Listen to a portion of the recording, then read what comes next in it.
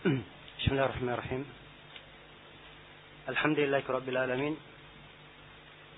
والصلاة والسلام على المبعوث رحمة للعالمين نبينا محمد وعلى آله وصحبه ومن تبعهم بإحسان إلى يوم الدين. أما بعد.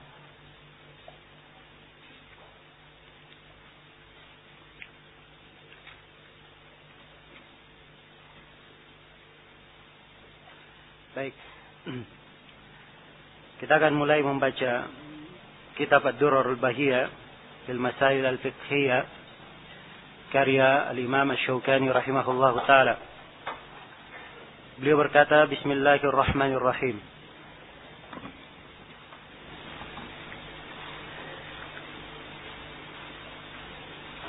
Beliau memulai dengan basmalah. Bismillahirrahmanirrahim.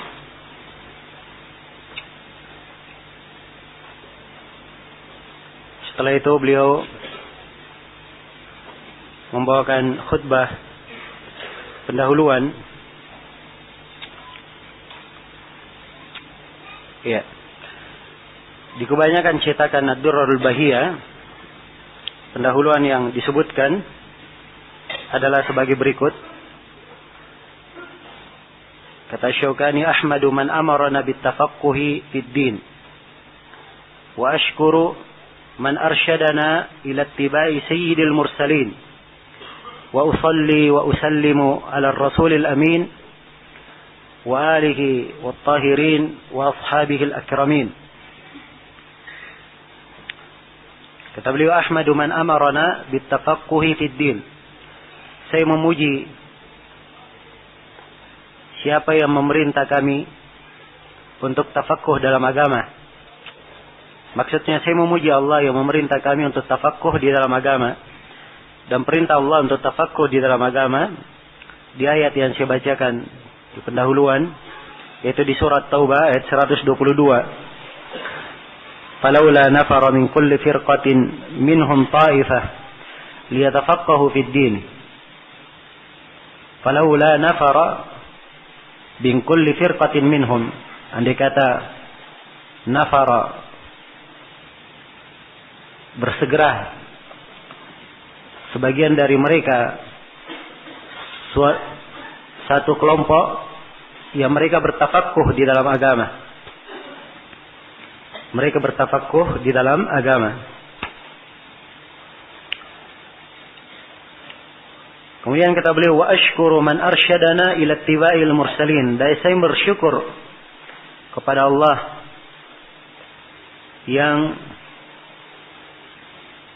memberikan petunjuk kepada kita agar mengikuti jalan pemimpin para rasul, yaitu mengikuti jalan Rasulullah sallallahu alaihi wasallam. Dan perintah Allah untuk mengikuti jalan Rasulullah itu di dalam banyak ayat.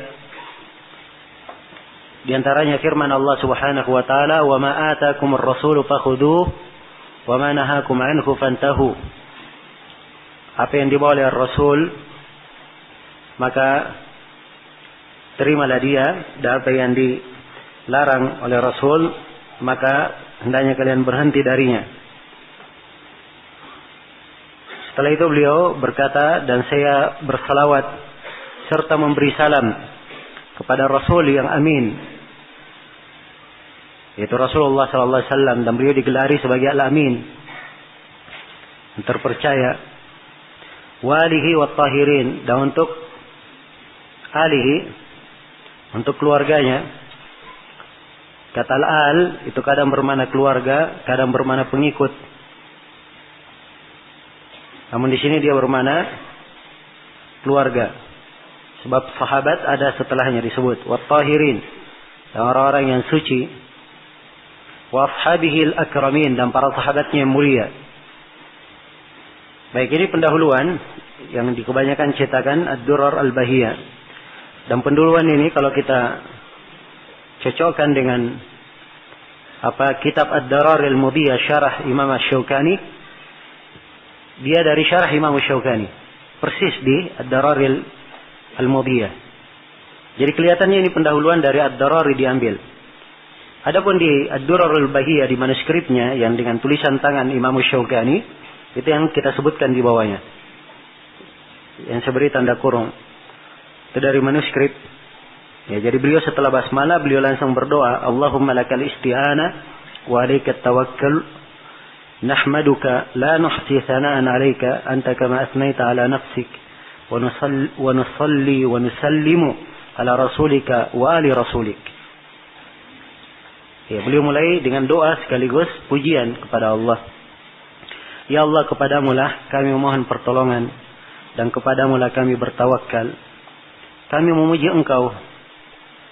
Tidaklah mampu kami menghitung sanjungan untukmu. Engkau sebagaimana Engkau menyanjung dirimu. Dan kami memberi salawat serta salam terhadap Rasulmu dan keluarga Rasulmu. Iya. Baik. Jadi ini pendahuluan beliau rahimahullah. Pendahuluan ini terdapat di dalamnya uslub yang disebut di dalam bahasa Arab sebagai bara'atul istihlal. Di mana orang-orang ahli bahasa kalau mereka memulai sebuah tulisan, dia bawakan sebuah pendahuluan. Dari pendahuluan itu mengesankan apa yang akan dia bahas. Tatkala beliau sebutkan segala puji hanya untuk Allah yang memerintah kita untuk tafaqquh dalam agama. Sudah terkesan dari sini bahwa beliau akan membahas tentang apa? Tentang fikih. Ya, jelas ya? Nah, dan beliau ketika menyebutkan dan memberi petunjuk kepada kita dan untuk mengikuti jalan Rasul, beliau isyaratkan bahwa fikih itu semuanya harus terkait dengan dalil dari Rasulullah sallallahu alaihi wasallam. Maka ini metode seorang muslim di dalam mengkaji agama. Dia mengambil agama itu dengan dalil-dalilnya. Ya, tidak ada taklid di sini. Tidak ada taklid. Apa itu taklid? Taklid itu ittiba' man laisa bihujjah bila hujjah. Taklid adalah mengikuti orang yang bukan hujjah tanpa hujjah. Ya. Yang merupakan hujjah itu adalah apa yang datang dari Allah dan apa yang datang dari Rasulnya, itulah yang hujjah. Al-Quran dan Sunnah itulah hujjah. Jadi siapa yang mengikuti selain dari Rasulullah, itu artinya dia mengikuti orang yang bukan hujjah. Jelas ya? Orang yang selain Rasulullah, kadang dia ikuti karena dalil yang disampaikan, dan ada yang diikuti tanpa dalil. Nah, kalau dia menyampaikan dalil, diikuti karena dalil yang disampaikan, itu tidak ada masalah. Tapi kalau dia ikuti tanpa ada dalil, ikut-ikutan, inilah yang disebut dengan nama taklid. Jelas ya? Dan beragama ini semuanya dengan adillah, dengan dalil. Itulah jalannya para a'immah.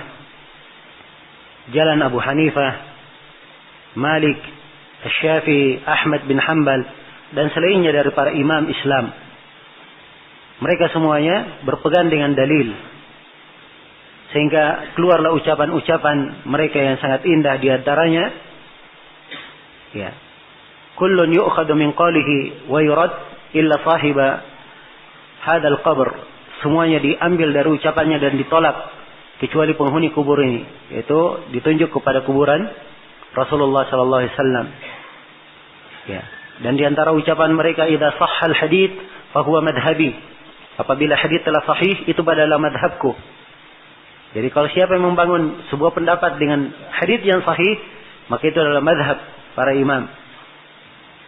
Dan di antara mereka ada yang berkata, jangan kalian ambil dari ucapan fulan dan jangan pula dari fulan dan fulan, disebutkan nama-nama. Tapi ambillah dari mana kami mengambil. Perintah dari mana kami mengambil. Semuanya mengambil dari mana? Dari Al-Quran dan Sunnah Rasulullah sallallahu alaihi wasallam. Maka demikianlah seorang yang tafaqquh di dalam agama. Seorang yang mempelajari agama, dia mempelajari dengan dalil-dalilnya. Maka apa yang disebutkan oleh Imam Syaukani, ya, di sini beliau sama dengan ulama yang lainnya. Harus ada dalil yang mendukung apa yang disebutkan.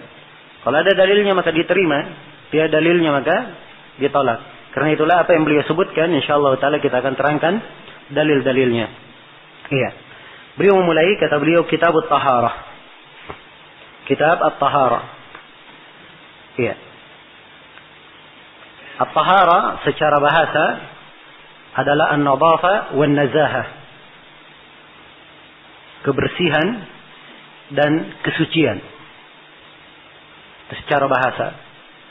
Dan secara istilah, tahara itu terbagi dua. Ada tahara ma'nawiyah dan ada tahara hissiyah.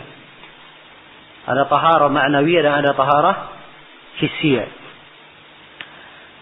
Tahara ma'nawiyah artinya tahara yang berkaitan dengan jiwa, berkaitan dengan hati. Dan ini sebenarnya akar seluruh tahara. Ya, sebab tahara hissiyah yang berkaitan dengan jasad itu karena untuk mensucikan apa yang ada di dalam hati. Tahara hissiyah ini seperti membersihkan hati dari kesyirikan, membersihkan hati dari hasad, dari kemunafikan, dari dengki, dari riya, dan selainnya dari hal-hal yang mengotori hati. Dan pembahasan tahara hissiyah ini pembahasannya di dalam buku-buku tauhid, di dalam buku-buku akhlak, di dalam buku-buku adab, ya. Adapun tahara yang dimaksud di dalam fikih itu adalah tahara yang kedua. Tahara hissiyah berkaitan dengan apa? Dengan tubuh. Iya. Ini yang didefinisikan oleh ahli fikih. Jadi kalau kita lihat para ahli fikih mengatakan yang dimaksud dengan tahara adalah ini, berarti tahara mana yang mereka inginkan? Ma'nawi atau hissiyah? Tahara hissiyah.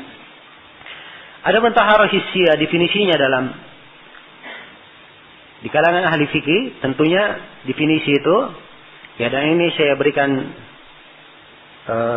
pijakan di dalam menyaring ilmu agama.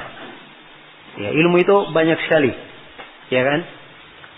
Seorang hendaknya memilih yang terbaiknya. Nah, kalau seorang ingin masuk ke dalam cabang-cabang ilmu, itu nggak ada habisnya. Karena itu kata seorang penyair, mahawal ilma jami'an ahadun, la walau marasahu alfasana. Innamal ilmu kabahrin zakhirin, fattakhid min kulli syai'in ahsana. Sungguhnya ilmu itu tidak bisa didapatkan seluruhnya oleh satu orang. Tidak akan mungkin dia dapatkan walaupun dia menuntut ilmu 1000 tahun. Ilmu itu lautan yang sangat luas. Nah, karena itulah ambillah dari setiap ilmu itu yang paling indahnya. Karena itu akar pembahasan dalam ilmu yang perlu diperhatikan dalam pembahasan apa saja, 4 hal yang harus tumpukan perhatian di situ. Yang pertama di dalam definisi, ta'rifat. Ketika dijelaskan ilmu, lihat definisi setiap bidang. Itu yang diperhatikan dan dicermati. Apa definisinya, apa maknanya. Kemudian yang kedua, yang diperhatikan adalah qawaid dan dhawabitnya. Kaidah dan ketentuannya. Iya. Kaidah dan dhabitnya. Kalimat dhabit ini bahasa Arab ya. Kalau diartikan dalam bahasa Indonesia, mungkin bisa bermakna kaidah atau ketentuan. Ya, perbedaan antara kaidah dan dhabit, kalau qawaid, kaidah itu ketentuan berlaku di semua perkara. Di semua perkara. Ya, jelas ya, itu kaidah. Dipahami sampai sini? Adapun dhabit, dia hanya di satu bab saja. Misalnya hanya di bab muamalah saja dipakai. Ya. Di bab muamalah saja dipakai. Bahkan kadang ada di bab riba saja dipakai. Ya. Kadang di bab riba saja dipakai. Jelas ya? Ada yang kaidah umum dia. Misalnya al-umur bimaqasidiha. Perkara itu sesuai dengan maksudnya. Apa niatnya dia melakukan. Ini di semua bab dipakai. Semua bidang. Ada yang di satu bidang saja. Kalau satu bidang saja itu namanya apa? Namanya dhabit. Contoh dhabit di bab riba misalnya. Ya. Al-jahlu bit-tasawi kal-ilmi bit-tafadul. Ya. Di bab riba. Jahil akan kesamaan dua barang ribawi, dia lakukan transaksi, dia jahil sama atau tidak, itu sama dengan dia mengetahui ada yang dilebihkan. Ada dua barang ribawi, dia tahu ada yang dilebihkan. Hukumnya apa? Hukumnya riba. Kan begitu? Iya. Demikian pula kalau dia tidak tahu dua barang ribawi ini tidak sama atau tidak, dia jahil tentang itu, sama juga hukumnya. Dianggap riba juga. Jelas ya? Ini dhabit di satu bab riba saja. Dibagainya di mana? Di bab riba. Iya. Maka ini perlu diperhatikan. Dan ini kita akan terangkan insyaallah taala ketentuan-ketentuan, sebagian dari ketentuan. Jelas ya? Baik. Kemudian yang kedua, yang ketiga yang perlu diperhatikan, ya, adalah al-furuq, perbedaan-perbedaan. Ya. Kalau dibedakan antara ilmu dengan ini, maka harus dibedakan. Apa perbedaan antara misalnya antara qital al-khawarij dan qital ahlul bughah misalnya. Dua-duanya perang, memerangi. Tapi ini memerangi khawarij, itu memerangi bughat misalnya. Apa perbedaannya? Atau apa perbedaan antara khawarij dan bughatnya? Apa perbedaannya? Ini kan furuk, harus dibedakan. Ya. So kalau tidak pandai membedakan, ya. Tiap kali ada orang melakukan kudeta, semuanya dianggap apa? Semuanya dianggap khawarij kalau tidak pandai membedakan. Dan ini keliru. Ya, di dalam disiplin ilmu. Ya. Sebab harus dia pandai membedakan. Karena itu ada buku-buku yang ditulis khusus tentang ini. Disebut dengan nama Al-Furuq. Perbedaan-perbedaan. Seperti Al-Furuq karya Al-Qarafi. Tadi mengikutinya menulis dengan bentuk yang lain. Seperti buku Al-Ashbah wa Nadair. Ya. Karya As-Suyuti. Ya. Dan ada yang lainnya. Jelas ya?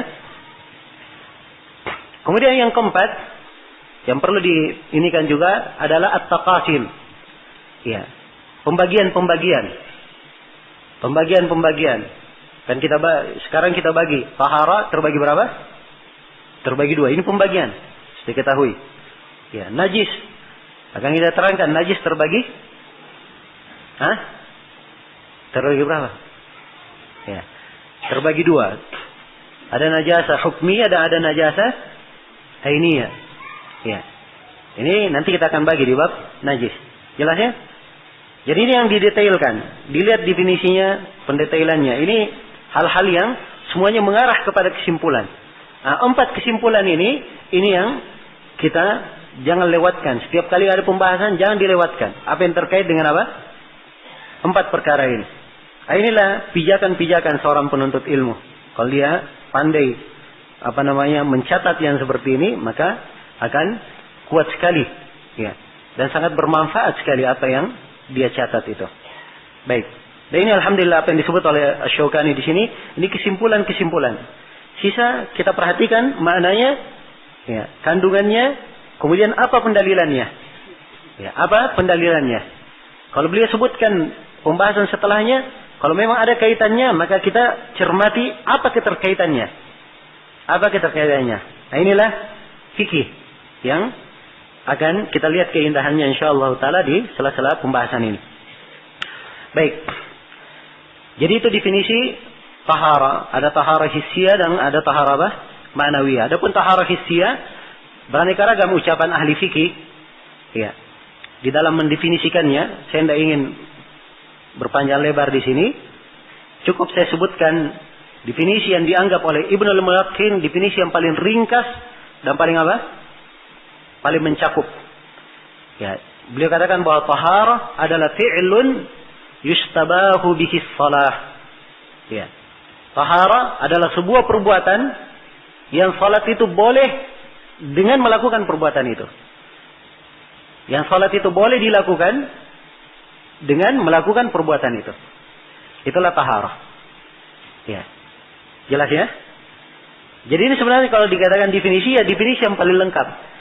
Tapi kalau ditanyakan apa perbuatan itu, nah di sini agak rumit, jelas ya. Maka mungkin saya berikan definisi lain. Definisi lain di kalangan ulama Hanabilah, mereka katakan bahwa tahara adalah irtifa'ul hadath. Ya, sebagiannya ada menambah wa ma fi ma'na wa zawalul khabath. Ya, ini di kalangan Hanabilah. Ya. Baik, mirip aja dengan yang lainnya, Syafi'iyah dan seterusnya. Cuman saya sebutkan di sini sebagai gambaran. Jadi mereka definisikan bahwa tahara adalah mengangkat hadas dan menghilangkan najis. menghilangkan najis. Iya. Dari sini bisa nampak secara global bahwa di pembahasan taharah ada dua hal yang ingin diangkat. Yang dibahas adalah mensucikan. Mensucikan dari apa? Mensucikan dari hadas dan mensucikan dari apa? Dari khabath. Iya. Mensucikan dari khabath. Hadas terbagi dua. Ada hadas akbar dan ada hadas apa? Asgar. Hadas akbar, hadas asgar adalah hadas yang tidak mewajibkan mandi. Tapi dia membatalkan apa? Membatalkan taharah. Membatalkan wudu. Jelas ya? Kalau hadas akbar, dia adalah hadas yang wajib mandi apabila seorang terkena dengannya. Hadas asgar contohnya apa? Buang air kecil, buang air besar, kemudian keluar angin. Ya. Hadas akbar contohnya apa? Junub, ya, mimpi basah, atau perempuan yang haid, nifas. Jelas ya? Ini hadas akbar. Ya. Hadas ini menggunakan apa? Ya. Untuk hadas asgar, cara melepaskannya dengan berudu. Dengan apa? Berudu. Ya. Untuk hadas akbar, cara melepaskannya, mensucikannya dengan apa? Dengan mandi. Wudu dan mandi dengan apa? Dengan menggunakan air. Ya. Apabila air tidak ada, apa yang dipakai? Ya. Ada yang dipakai adalah tanah. Dan itulah pembahasan tayammum. Jadi secara global ini yang dibahas di dalam apa? Taharah. Ini sudut yang pertama, menghilangkan hadas, yang mengangkat hadas. Yang kedua adalah menghilangkan najis. Menghilangkan najis. Karena itu di dalam taharah akan dibahas bagaimana ya tentang air itu. Dimulai dulu dari air, sebab air adalah pokok yang dipakai apa? Bertaharah. Kemudian dibahas tentang, kadang ada yang membahas tentang bejana. Ya. Walaupun sebenarnya pembahasan bejana ini ya afdalnya diletakkan di pembahasan apa? Di pembahasan tentang makanan. Afdalnya di situ diletakkan. Karena itu Imam Syaukani tidak ada di sini bejana. Ya. Yang memakai bejana itu biasanya itu di madhab Syafi'iyah. Ya, karena itu Al-Hafidz Ibnu Hajar di Bulughul Maram ada bab apa? Bejana, dan kelihatannya beliau mengambil dari Ibnu Daqiq al-Id. Sebab Ibnu Daqiq al-Id di dalam Al-Ilmam, ya, Al-Ilmam, beliau juga ada kitab tentang aniyah. Jelas ya? Jadi ada pembahasan air di kitab Taharah, ada pembahasan najis. Ya. Di sini letak pandangannya. Ada yang mengatakan najis ini dikedepankan pembahasannya. Kenapa? Ya, sebab sebelum bersuci jangan sampai ada najis pada dirinya. Ya, karena itu dikedepankan. Ada yang meletakkan sebagian ahli fikih pembahasan najis diakhirkan. Kenapa diakhirkan? Sebab setelah tahu semua taharah, maka harus tahu apa-apa yang najis supaya jangan ya ternajis setelah apa? Bersuci. Ya, jelas ya? Maka ini dari sisi-sisi kenapa mereka meletakkan. Itu semuanya ada kandungannya dan fikih mereka. Ya. Ya, jangan dikira ya bahwa ahli fikih meletakkan pembahasan di sini tidak ada maknanya. Ya. Asal dapat ilmu langsung dia masukkan semuanya, dia tampung. Tidak ada. Ya. Tidak seperti itu. Jelas ya? Bahkan kadang Imamul Bukhari kita ketahui ya, beliau menulis hadits. Ya, kadang beberapa hari beliau pikirkan. Hadits ini beliau masukkan di kitabnya atau tidak, kalau dimasukkan di mana diletakkan. Di mana diletakkan. Jelas ya? Inilah fikih para a'immah. Baik, jadi itu taharah. Ya, taharah adalah perbuatan yang dengannya setelah melakukan perbuatan itu seorang baru boleh sholat. Itulah dengan cara mengangkat hadas dan dengan cara menghilangkan apa? Menghilangkan najis. Baik, pada setiap bab atau kitab itu saya akan sebutkan poin di bawahnya di modul antum kita tuliskan poin. Ini poin pembahasannya. Ya, jadi terarah pembahasan. Saya hanya menyebutkan saja apa yang kita sebutkan. Pertama misalnya di kitab Taharah, pertama ada dua pembahasan. Pertama definisi Taharah, itu saya sudah definisikan. Yang kedua hukum Taharah. Ya, jelas ya? Jadi kita hanya membahas dua ini saja. Ketika masuk di bab air, saya akan sebutkan 8 pembahasan di bab air. Pembahasan pertama ini. Jadi antum diberikan modul dan sekaligus diberikan catatan. Sebab pembahasan pertama, apa isi pembahasannya, disitulah catatan antum fungsinya. Antum sendiri yang mengisinya. Ya, jelas ya? Dan ini kita berikan judul-judul pembahasan. Kalau antum semuanya sudah pahami jawabannya, apa yang diisi di pembahasan itu, maka insyaallah taala sudah tercukupi apa yang diinginkan dari pembahasan itu. Ya, jelas ya? Dan ini untuk memudahkan. Jangan sampai ada yang keluar dari majelis babul miyah. Apa kesimpulan dari babul miyah? Dari bab air? Oh, nggak tahu apa kesimpulannya. Ya.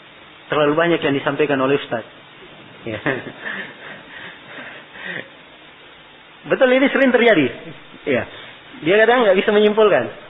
Ya. Tapi kalau ditanya poin per poinnya, dia bisa jawab. Nah, maka dengan cara seperti ini saya pikir insyaallah ta'ala akan lebih mudah untuk dipahami insyaallah, dan bekal kita di dalam mempelajari buku ini juga akan lebih bagus. Jadi dalam kitab Tahara ini ada dua pembahasan. Yang pertama definisi Tahara. Sudah kita definisikan. Yang kedua hukum Tahara. Apa hukum Tahara? Jawabannya, Tahara adalah hal yang diwajibkan bagi siapa yang hendak sholat. Ya. Pendalilan tentang wajibnya Tahara dari Al-Quran dan dari hadits Rasulullah sallallahu alaihi wasallam, dan disepakati oleh para ulama. Adapun dari Al-Quran, Allah Subhanahu wa taala berfirman di dalam surah Al-Maidah, "Ya ayyuhalladzina amanu idza qumtum ila sholati faghsilu wujuhakum wa aydiyakum ila al-marafiq wamsahu bi ru'usikum warjulakum ila al-ka'bayn."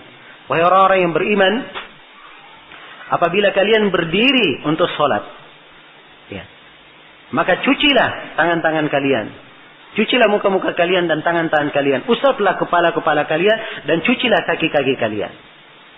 Jadi kalau mau berdiri salat disuruh apa? Disuruh berwudu, disuruh bertaharah. Jelas ya? Ini dalil dari Al-Quran. Adapun dari hadits, di dalam hadits Abu Hurairah yang diriwayatkan oleh Imam Al-Bukhari dan Imam Muslim, Rasulullah sallallahu alaihi wasallam bersabda, "La yaqbalu Allahu salata ahadikum idza ahdath hatta yatawadda." Allah tidak menerima salat salah seorang dari kalian apabila dia berhadas sampai dia berwudu. Jadi salatnya tidak diterima ketika dia berhadas sampai dia apa? Dia berwudu. Ini hadits yang pertama dari Abu Hurairah. Semana dengannya hadits Ibnu Umar riwayat Muslim, "La tuqbalu salatun bighairi tuhur." Salat itu tidak akan diterima tanpa ada taharah. Salat tidak akan diterima tanpa ada apa? Tanpa ada taharah. Adapun kesepakatan para ulama, ya, para ulama sepakat tentang wajibnya bertaharah. Tidak ada silang pendapat. Ya, kecuali apa yang dinukil dari seorang Syi'i Rafidhi yang bernama Muhammad bin Ja'far At-Tabari. Ya. Ada dua nama ya, Muhammad bin Ja'far. Ya, ada Muhammad bin Ja'far At-Tabari, imam kita penulis tafsir. Ya, ini imam besar ya. Ada Muhammad bin Ja'far At-Tabari, ini orang Syi'a Rafidhah. Dia mengatakan tidak perlu bertaharah kalau salat jenazah. Ini aja yang menyelisihi.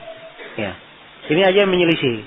Semua ulama yang lainnya, umat yang lainnya tidak ada yang berpendapat seperti itu. Hanya dia yang berpendapat seperti itu. Jelas ya? Baik. Jadi asalnya bertaharah adalah hal yang disepakati oleh para ulama. Baik, selesai di sini pembahasan tentang kitab At-Taharah. Iya. Dan saya perlu ingatkan bahwa di dalam pembahasan kita ini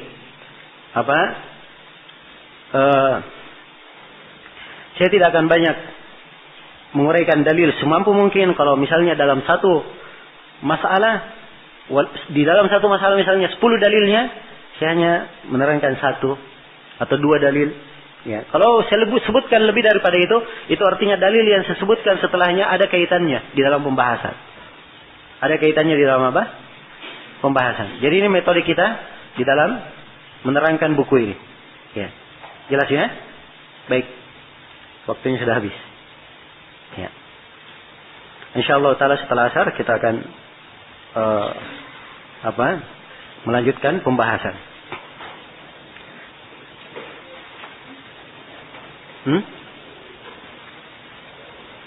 Ya. Harusnya jadwal kita pembahasan insyaallah mulai besok itu sudah maksimal. Dari pagi, pada subuh, kemudian sebelum duhur seperti tadi, kemudian pada asar sampai maghrib, kemudian pada maghrib. Ya. Saya tidak tahu antum kalau mau tanya jawab, ya boleh saja. Cuma waktunya, kalau kita ambil waktu pada maghrib, itu akan memakan waktu apa? Waktu materi. Kalau antum tidak capek pada isya, kita lanjut tanya jawab, nggak apa-apa. Ya. Nanti kita lanjut pada isya sedikit, ya untuk tanya jawab. Nah, jelas ya? Sebab ini padat 1 hari penuh semuanya doroh. Ya, mudah-mudahan ya Allah memudahkan semua urusan. Ya. Baik, untuk sementara kita cukupkan sampai sini. Subhanakallahumma bihamdik, asyhadu an la ilaha illa anta, astaghfiruka wa atubu ilaik. Walhamdulillahirabbil alamin.